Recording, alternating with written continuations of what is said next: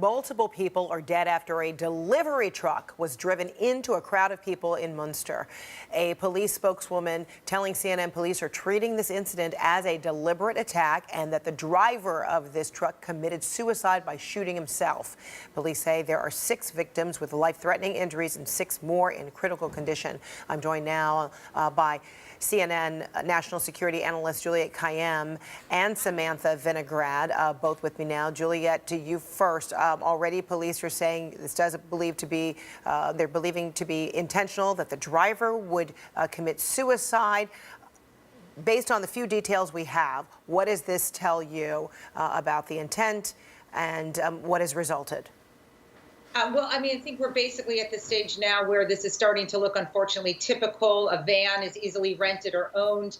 The culprit, the terrorist, commits suicide, so there's not going to be any capability to figure out, to be able to talk to him.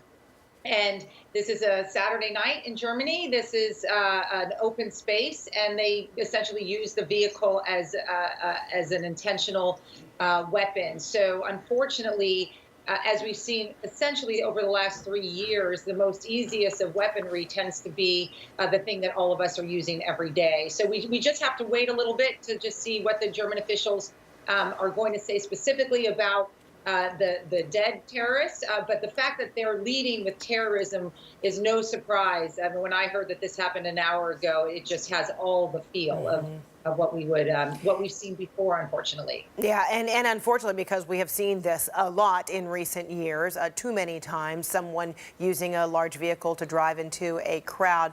How do you suspect authorities will go about trying to determine a little bit more about this individual? The obvious identification on site would be, a starting point. But if there is nothing like that, how will investigators piece it together?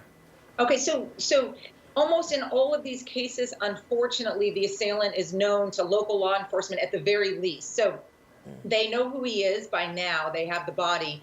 They will be able to trace whether he had contacts with the police, either petty crimes or something related to radicalization or terrorism. Then they'll do 2 pieces here. The one is going to be the physical, which is of course his home, the car, how did he rent, were there any co-conspirators, and then the digital footprint, which is if I don't want to assume anything here. I'm always careful, but obviously, what's the digital footprint look like? Who's he in contact with? Is there a radicalization process that they can uncover online? In Germany right now, the most important thing is obviously helping, supporting the first responders to help those who might be able to survive this.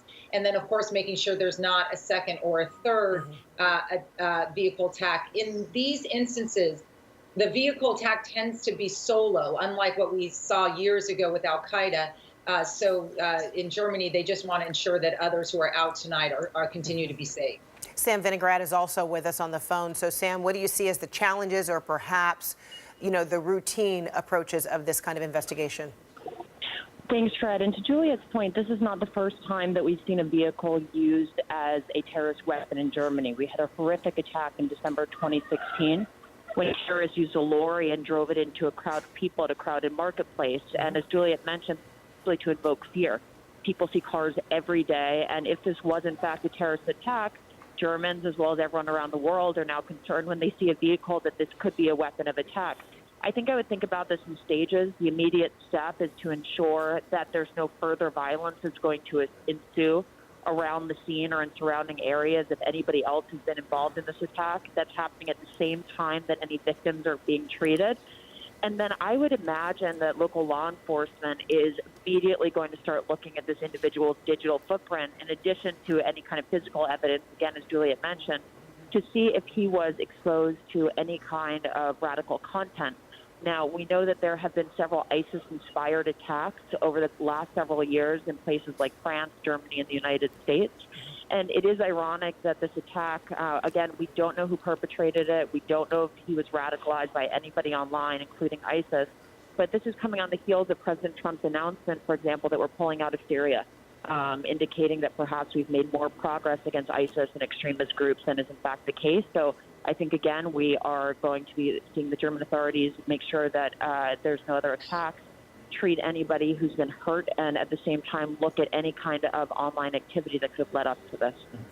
All right, Sam Vinograd, Juliet Cayenne, thanks to both of you. Appreciate it. We'll check Thank back you. with you as we continue to learn more details about this tragedy taking place in Muenster, Germany.